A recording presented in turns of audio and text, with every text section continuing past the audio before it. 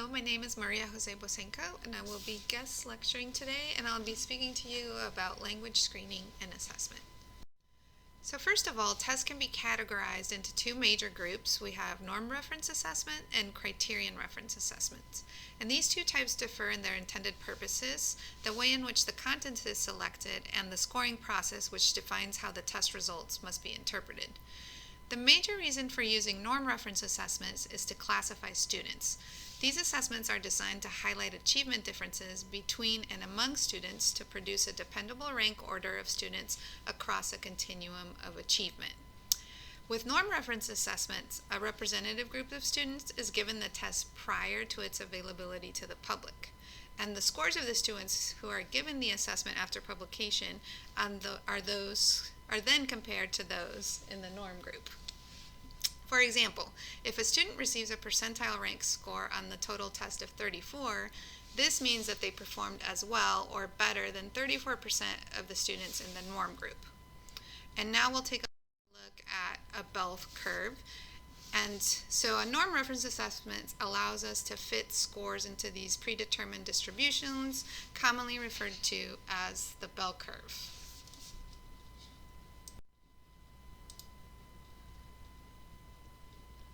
So with the example I gave previously, I had said that that student was in the 34th percentile, so that would place that student right here in what is considered the average range.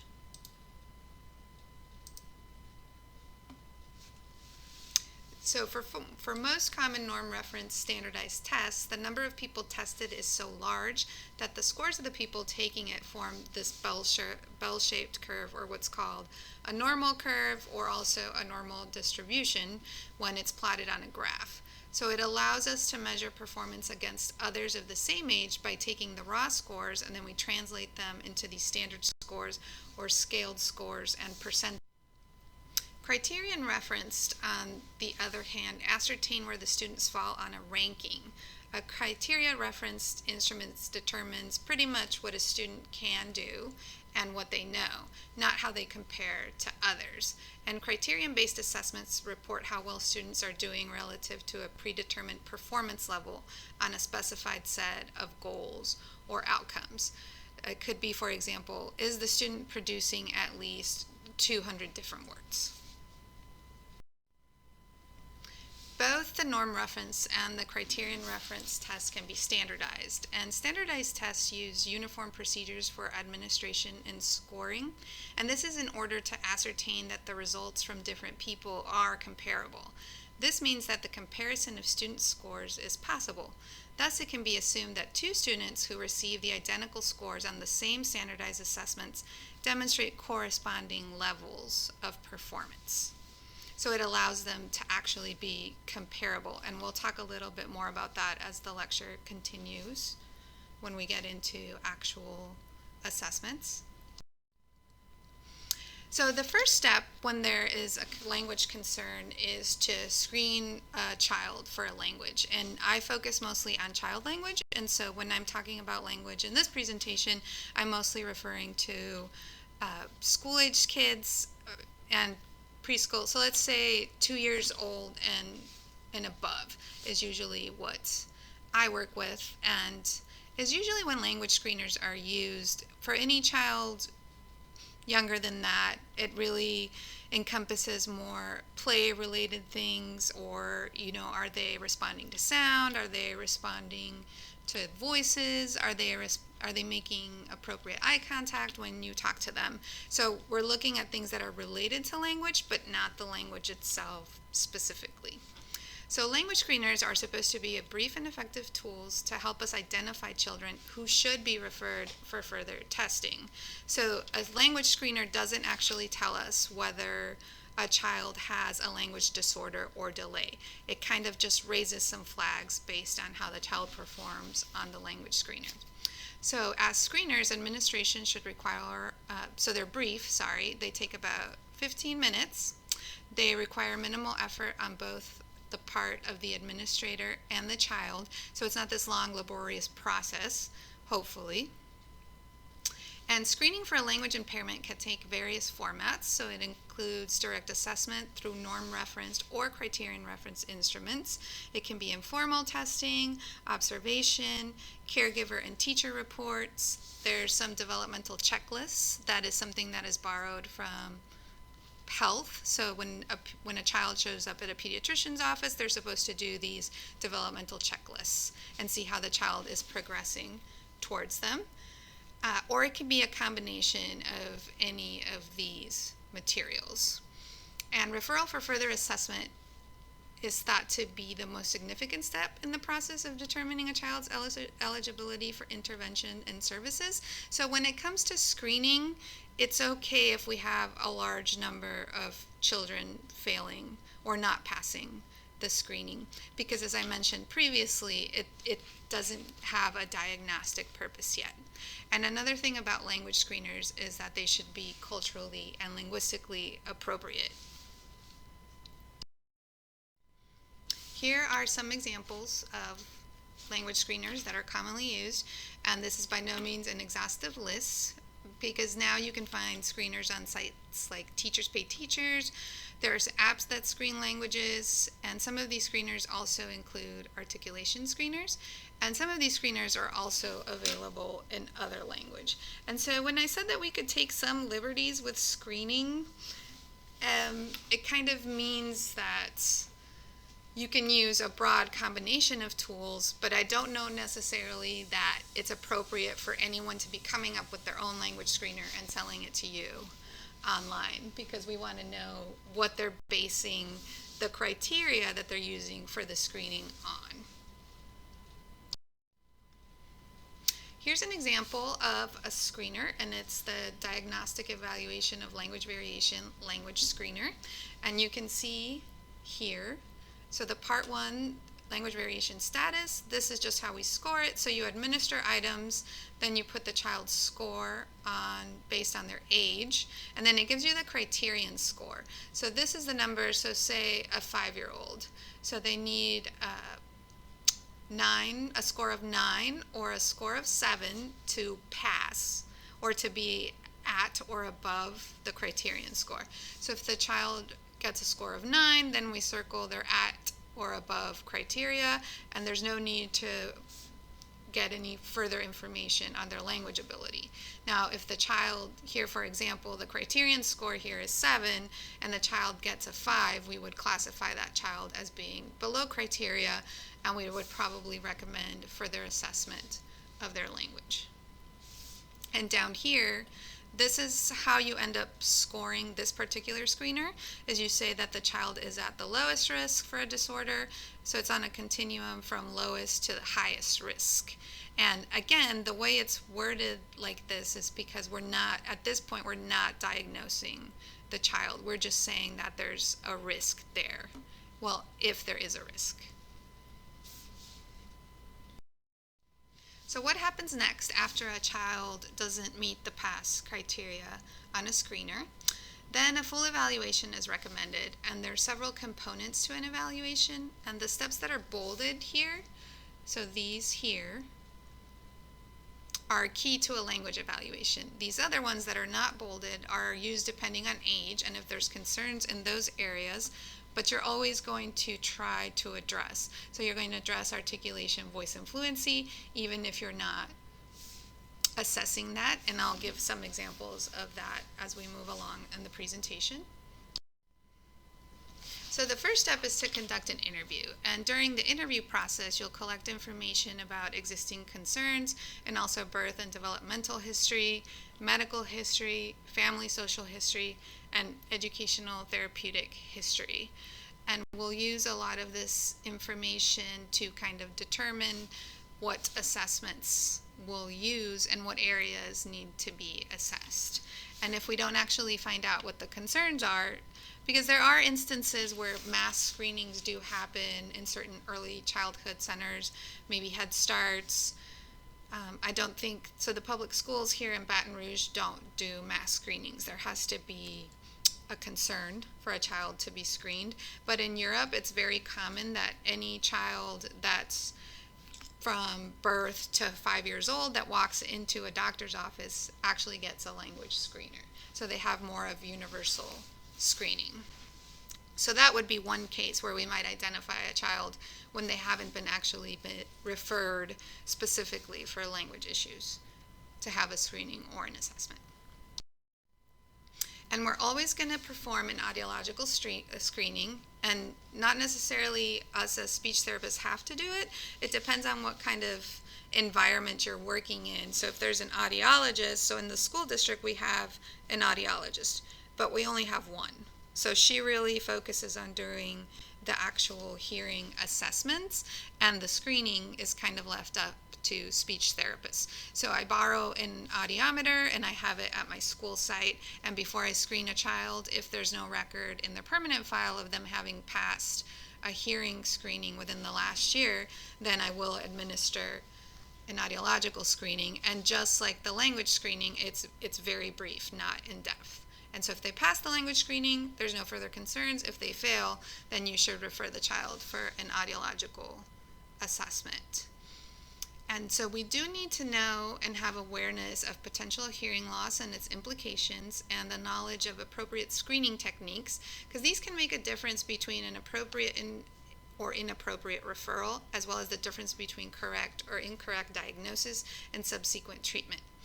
And so you have to, as a speech therapist, for those of you that are pursuing that as a career, you have to have sufficient knowledge and understanding of concepts related to the testing and treatment of hearing loss, and you also need to know its implication for speech and language performance. Because if there's an undiagnosed hearing loss, there is probably going to be a language delay and possibly a disorder if it's not specifically related to the hearing loss. But if there's an undiagnosed hearing loss, there's very likely a chance that there's going to be a language delay.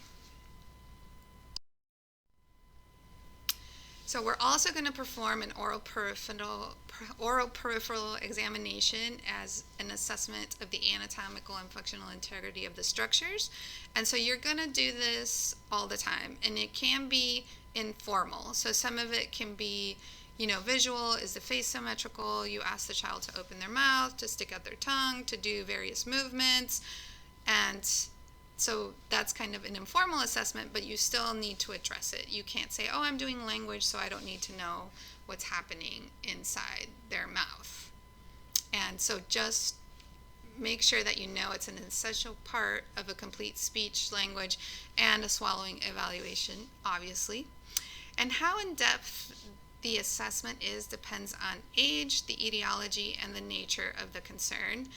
And that information can be derived from specific oral-peripheral procedures, but also from some of the interviews that we've conducted. So if the parent, it is totally within our realm, our scope of practice, even if we're not in a specific swallowing clinic or medical facility, to ask questions regarding the child's eating and drinking habits. So do they choke a lot? And all of that information we can use.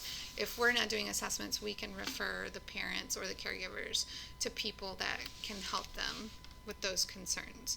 So you have to have, as a speech language pathologist, it doesn't matter what area you're going into, you have to have knowledge of the anatomy and physiology of the face and neck.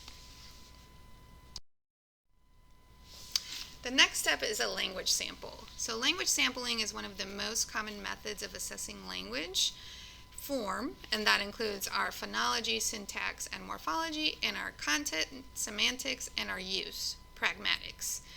And these language samples can be spontaneous during play or a conversation.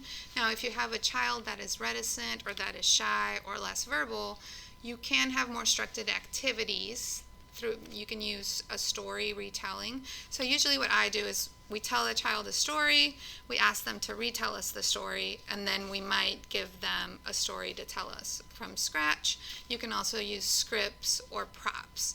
And keep in mind that the main purpose of obtaining a language sample is to obtain a sample that is representative of everyday life.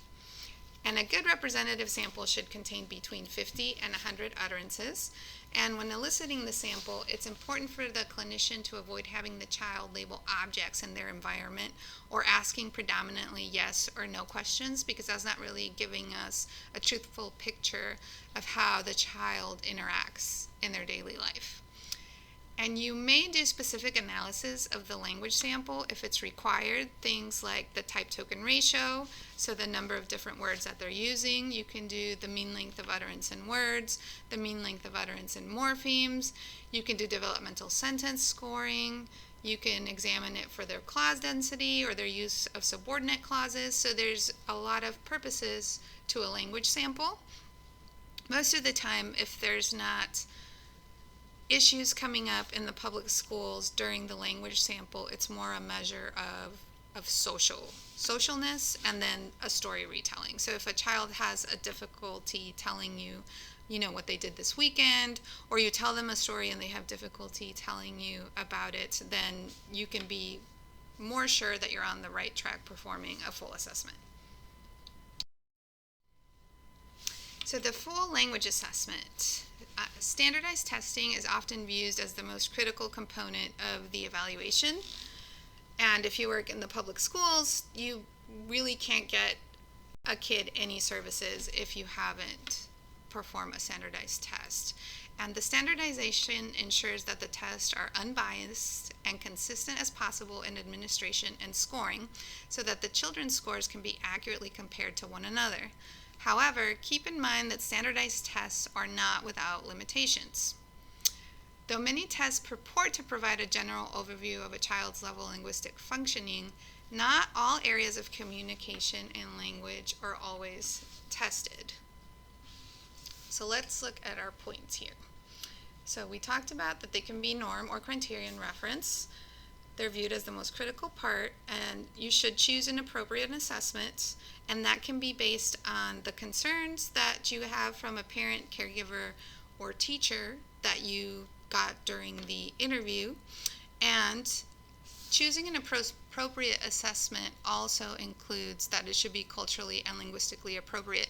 So when you look at the norming sample of a test, and that's that group of kids that the scores are determined on, most of the more current tests will tell you what that population of children, so how many of the children were African American, how many of the children were Latino, how many of the children were white, and if any of them spoke dialects. And most of the time, the norming sample of a test should be representative of the general population of the country. So that's one way that you can look at whether, if you're not feeling very comfortable with that, you can deal appropriately with culturally and linguistic issues. You can always look at the test manual and it will give you that information.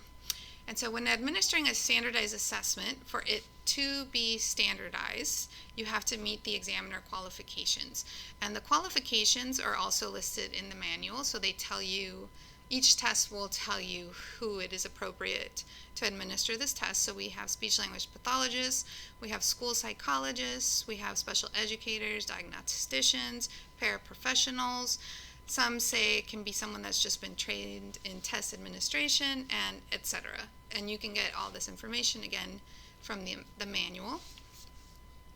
Also, administering the test in a specific environment. And this one seems kind of obvious, but they put it in the manual, so I'm sure there were some people that weren't following or the recommendations. So most assessments will say to administer in a quiet, well-lit room, free from interruptions and distractions and things like that.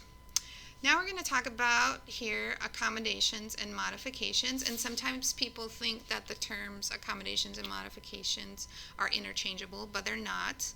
Accommodations are minor adjustments. So depending on the impairment, you may choose to adapt administration procedures to accommodate the testee's needs. So if accommodations do not change the standardized test stimuli, so that can be the pictures that we're showing the kids or the sentences that they're reading, and if it doesn't change the procedures for scoring, then you can provide an accommodation. For example, if a student is unable to point, so the directions say point to, which one do we put on our feet? So if the student, for some motoric reason, is unable to point, they may be able to name that picture and it would still count as a valid response. So you could still use the norm reference scores. Other accommodations that you can make that will not affect the reference are speaking more slowly, you can sit closer to the student or on a specific side if we know they hear better in one ear versus the other. Those are all appropriate accommodations. And accommodations, again, are just minor adjustments made to the testing situation that do not compromise the standard procedure. Now, modifications include testing a student past or below the age appropriate for a start point or beyond the ceiling. And the ceiling is pretty much, some assessments will say discontinue after 6 scores of 0. So that's called your ceiling. And so you could go beyond that to get some additional information, but you wouldn't count these scores when calculating your raw score. So that's, even some tests will say this is the start point for age 7, and you have a 7-year-old, but he's not doing that well. You could administer some of the items before the 7 year of age, but they would not be included in your scoring. It's just for you to get additional information. You may also want to ask the kid or the testee why they answered the way that they did, but this again would just be for you to get more information, because you still have to follow the scoring criteria for it to be standardized and norm-based. So rewording, providing additional instructions, providing cues are all modifications that you would provide to get additional information, but they invalidate the norm reference score. So if you need too many modifications, you might need to determine if the chosen assessment is appropriate for the student. And I have had some students in middle school and high school where I've had to, based on their present levels of performance, that I've had to administer tests for children that are younger, and I use it more as a criterion-based measure, as I mentioned earlier, on what the child can do and what the child knows. And then I'll state in my report that although the assessment isn't normed on children his age, that the team decided that this assessment would provide us the best picture of the child, but then just remember that we lose all of the standardization or the norm reference scoring ability. And here are some names of some language assessments that are used frequently, and again, it's not a list of all the assessments that are available, and some of these are available also in other languages. And if you continue on in your career as a speech language therapist, you might hear me specifically talk about bilingual assessments, but for this class, talking about cultural and linguistic diversity, just so you're aware that that's an issue, and the key you keep it in the back of your mind is okay. And so here we have the DELV again. So a lot of the screeners that were mentioned in the first slide have parent tests. And what that means is that the items for them are taken from these norm referenced assessments, and that's the case for the DELV. So I showed you an example of the DELV screening, and now this is how we go to score the DELV assessment. And you can see in the other screening it was just a general language measure, so did they meet criteria or not? But here in the assessment we actually have it broken down by our domains. So we have syntax, pragmatics, semantics, and phonology. And this, breaking it down this way, kind of helps you when you're trying to plan therapy after an assessment for a child. Because you have a child that might do great in pragmatics and syntax, but may have an issue in semantics, or they do great in syntax, pragmatics, and semantics, and they might have an issue in phonology, or they might have an issue in all of the areas, in all of the domains. And so here's a comparison of the screener versus assessment. I know I talked a little bit about it, but now you can see here. Here's our screener. So here we're just saying that the child is at some risk or is at the lowest risk to the highest risk for a disorder. And here we're actually going to quantify and try and figure out which areas, if any, because you can give, so a child fills a screener and then you give them an assessment and they may still pass the assessment. So clinically, anything that is, we say clinically anything that is one standard deviation would be rooms for therapy. And the deviation just means how far they are.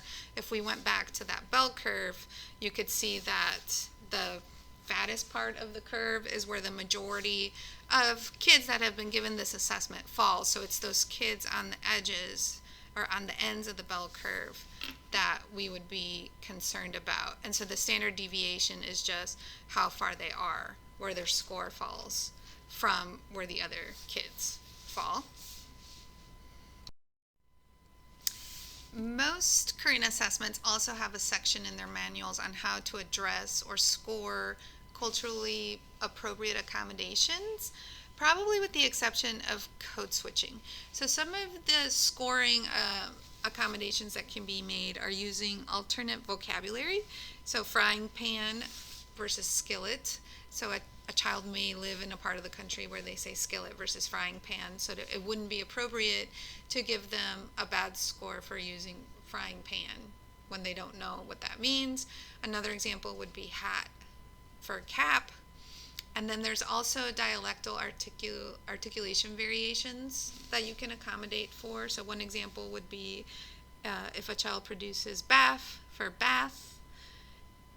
And there's also dialectal morphosyntactic structures. So here's one example from African American English.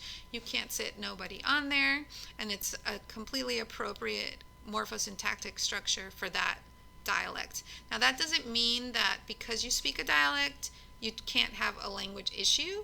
It's not like a shield that protects you from having language delays or disorders. It just should be noted that the language delay or disorder can exist within kids that speak dialects. And so as far as the code switching this is sometimes for kids that are bilingual. We'll throw in a word from their other language. And there might be instances where the parents say that their English is sufficient enough to have a language assessment only in English, but you might run into instances where a child, you'll say, what are these? And they'll be like, oh, those are semillas, which just means seeds. So they might have a semantic word or category for that word.